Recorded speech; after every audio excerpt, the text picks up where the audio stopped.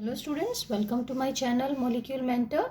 So now let us continue with the next topic of the chapter electrochemistry. So here now we will discuss today about the electrolysis. Okay, so what is electrolysis? This is the process in which electrical current that causes a chemical change. Okay, so इसमें electrolysis में क्या होगा? So basically this is a process of conversion of electrical energy to chemical energy. ठीक, इसमें हम electricity pass करेंगे and chemical reactions होंगी, यानी कि इलेक्ट्रिसिटी हम यूज़ करेंगे, इलेक्ट्रिसिटी को यूज़ करके केमिकल रिएक्शंस को करवाएंगे. ठीक है, बेसिकली हम ऐसे बोल सकते हैं. So by definition, so this is the process in which electrical current that causes a chemical change to occur. So this process is known as electrolysis. Another way, that is the process of conversion of electrical energy into the chemical energy. ठीक है, so this was the basic definition of electrolysis. Now next, there are two ways in which the analysis is done in electrolysis. दो तरीके हैं कि हम electrolysis को कैसे analyse कर सकते हैं. So first is quantitative and another is qualitative. अब फर्स्ट ऑफ ऑल हम क्वांटिटेटिव एनालिसिस की बात करें.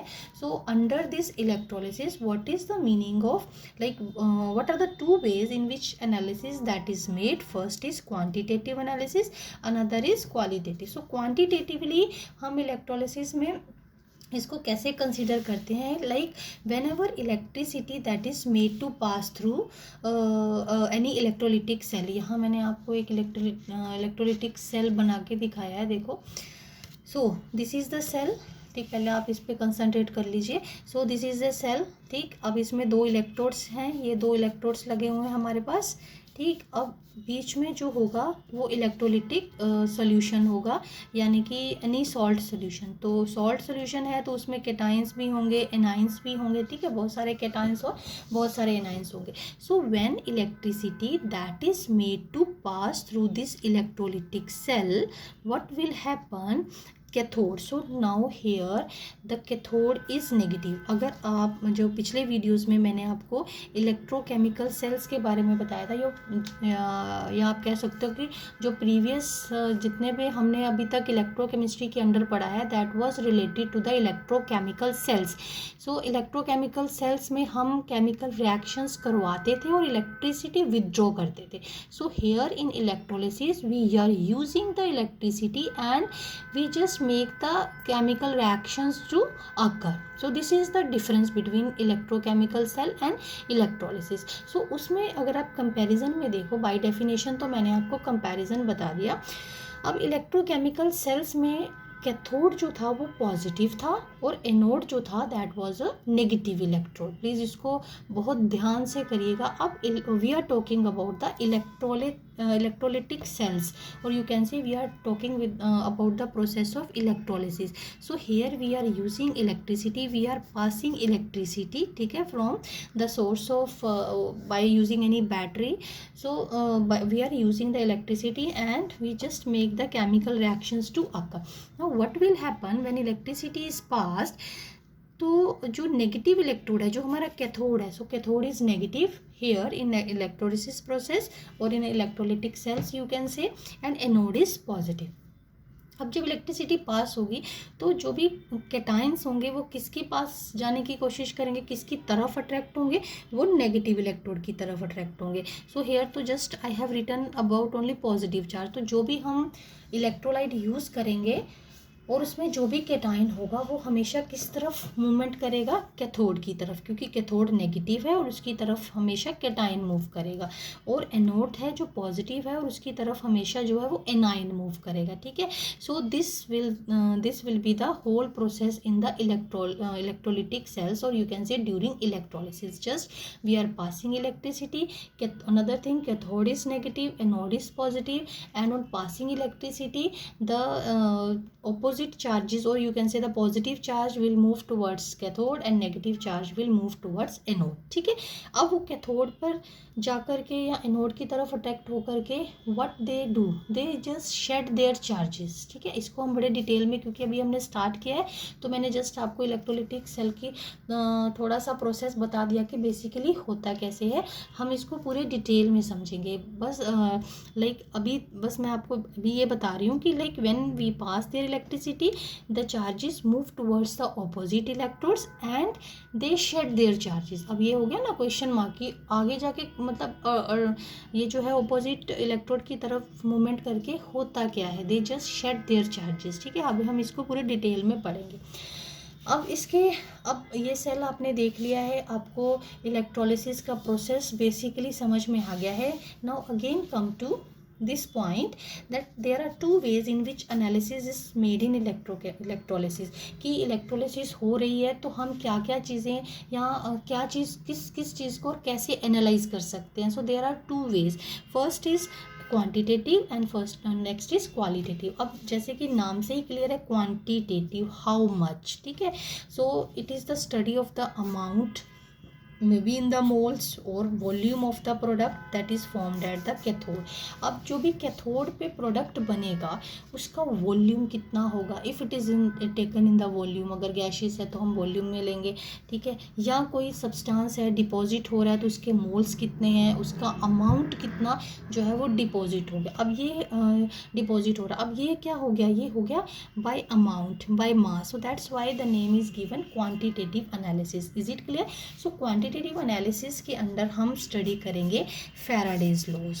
ठीक है, very very important laws in this electrochemistry, Faraday's laws. ठीक है, इसको हम डिटेल में स्टडी करेंगे. और क्वालिटेटिव एनालिसिस में study of possible products formed at cathode and anode.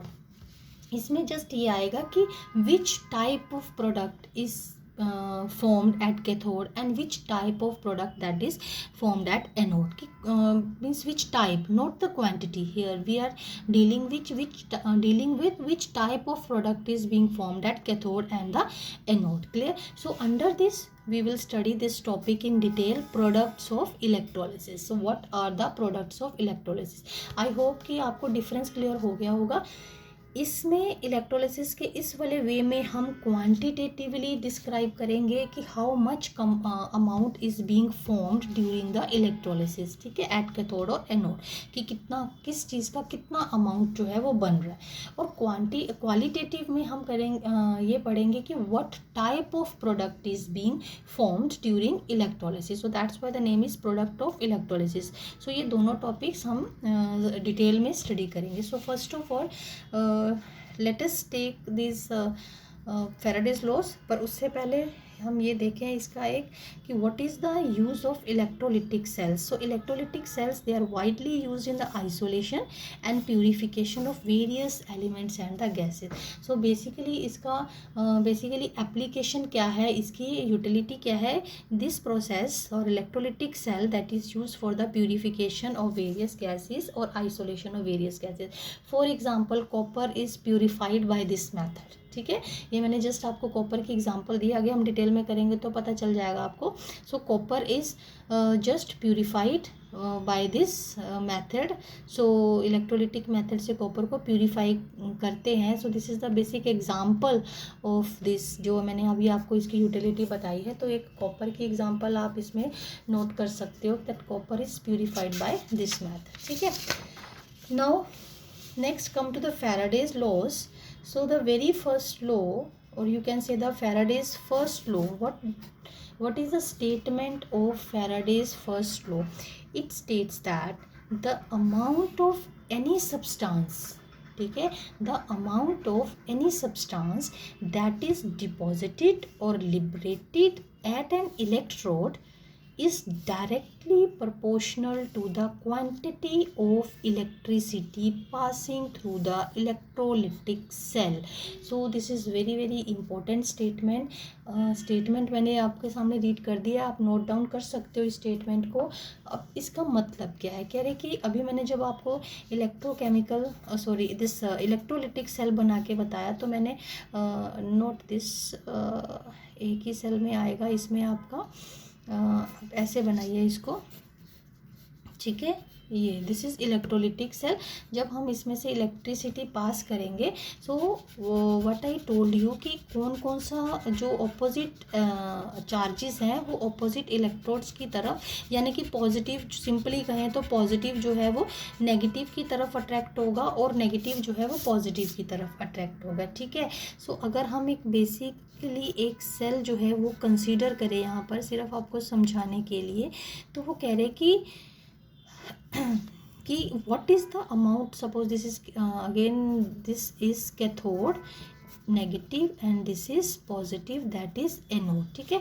कि कितना अमाउंट जो है किसी इलेक्ट्रोड के ऊपर किसी सब्सटेंस का डिपॉजिट हुआ है, या amount of substance liberated at any electrode, कि एक इलेक्ट्रोड पे या दोनों इलेक्ट्रोड की बात करें तो ऑपोजिट चार्जेस दोनों की तरफ मूव करते हैं। So what is the amount of any substance that is deposited or liberated at an electrode that is directly proportional to the quantity of electricity, यानी कि जितना अमाउंट इलेक्ट्रिसिटी का पास करेंगे उतना ही प्रोडक्ट का अमाउंट जो है वो डिपॉजिट होगा, और जितनी ज़्यादा इलेक्ट्रिसिटी पास करोगे, ज़्यादा टाइम तक पास करोगे इलेक्ट्रिसिटी, उतना ही प्रोडक्ट जो है वो ज़्यादा डिपॉजिट होगा। So it means they are directly proportional to each other. If W is the mass of the substance deposited by passing Q coulombs of charge, हमने Q coulombs चार्ज जो है वो पास किया है इस इलेक्ट्रोलिटिक सेल में से, then according to this law what is the weight of the substance deposited, that is directly proportional to the Q, that is the quantity of the charge passed, ठीक। अब now Q क्या है, Q is equal to the current in amperes into time in seconds, Q is equal to IT, that is how much charge you have passed, कि कितने ampere का current आपने पास किया है, that is IT, और कितने टाइम के लिए किया है।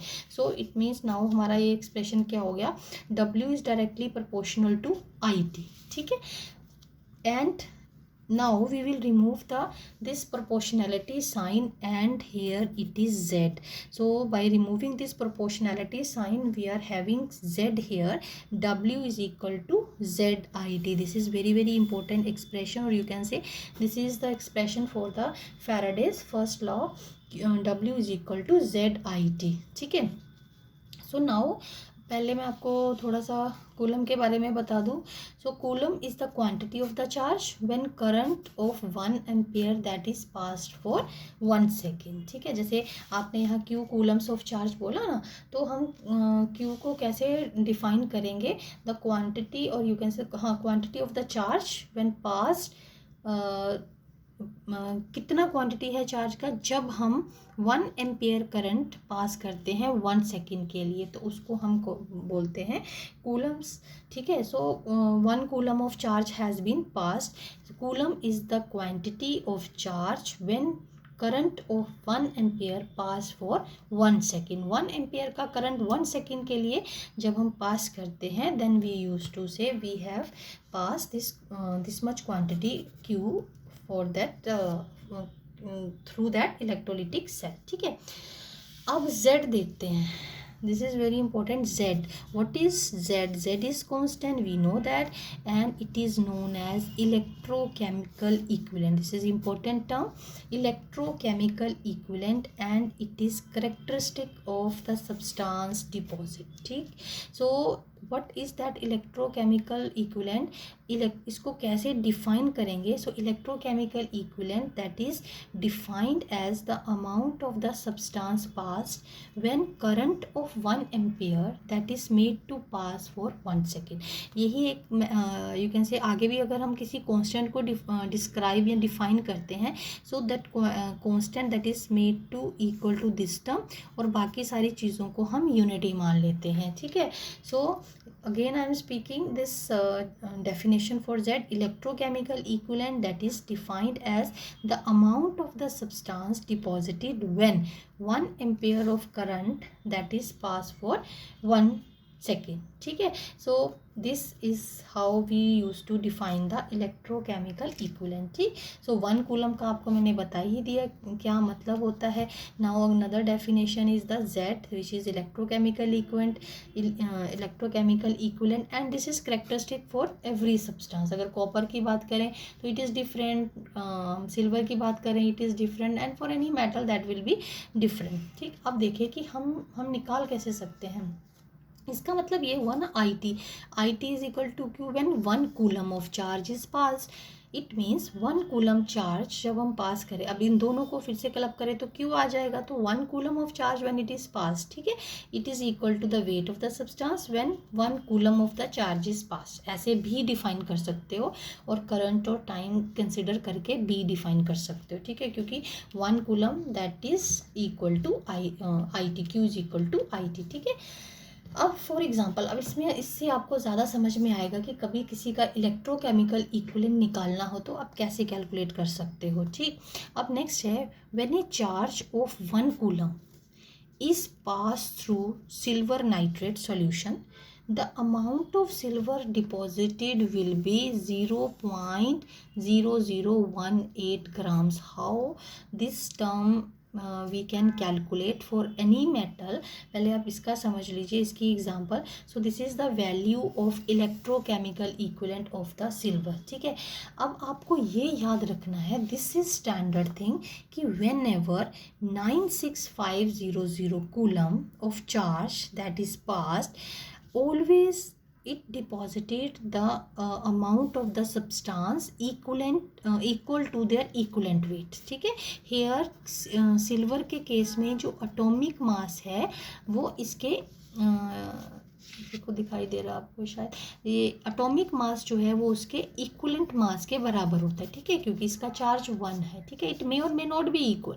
सो बट आपको ये याद रखना है कि जब हम 1 Faraday and 1 Faraday it is equal to 96500 coulombs, so that if this much of charge is passed now, so all the time the amount of the substance deposited will be equivalent to the equivalent mass. तो silver के case में 108 है, so इसका equivalent mass 108 है। तो अगर इतने Coulomb's 108 ग्राम silver deposit कर सकते हैं तो 1 कूलम कितना करेगा? सो this is 108 divided by 96500, so we have calculated 0.0018 grams. This is the electrochemical equivalent for this silver. So in this way you can calculate for any metal. अगर आप copper के लिए कर रहे हो तो उसका इक्विवेलेंट वेट रखेंगे और 1 कूलम के लिए निकालेंगे, क्योंकि Z जो है वो हम डिफाइन ही 1 कूलम के लिए कर रहे हैं। सो मीन्स टू से कि what is that electrochemical equivalent? This is the weight of the substance deposited when 1 coulomb of charge is passed. Is it clear to you? So in this way, and this is very very important, very very important, ठीक है। ये चीज़ तो बहुत ही important है कि what amount of the substance is deposited when 1 Faraday or 96500 coulomb of the substance that is of the charge that is passed, ठीक है। Is it clear to you? So this was the first law of Faraday's, or you can say this was the Faraday's first law, ठीक है। Again मैं थोड़ा सा आपको दोबारा से रिवाइज करवा देती हूँ कि this is the amount of the substance deposited, ठीक, और substance deposited when Q coulomb of charge is पास। तो इससे हमने पूरा ड्राइव करके Z निकाला, that was the electrochemical equivalent. फिर इलेक्ट्रोकेमिकल इक्विवेलेंट को हमने डिफाइन किया और किसी भी सब्सटेंस का इलेक्ट्रोकेमिकल इक्विवेलेंट जो है वो कितना है that we can calculate. So that varies, यहाँ मैंने एक चीज़ लिखी है, characteristic of the substance deposited. So it means that varies from one substance to the another substance. So silver के लिए अलग है, कॉपर के लिए अलग होगा, गोल्ड के लिए अलग होगा। So for every metal it will be different. So that's all for that. In next video we will discuss about the Faraday's second law.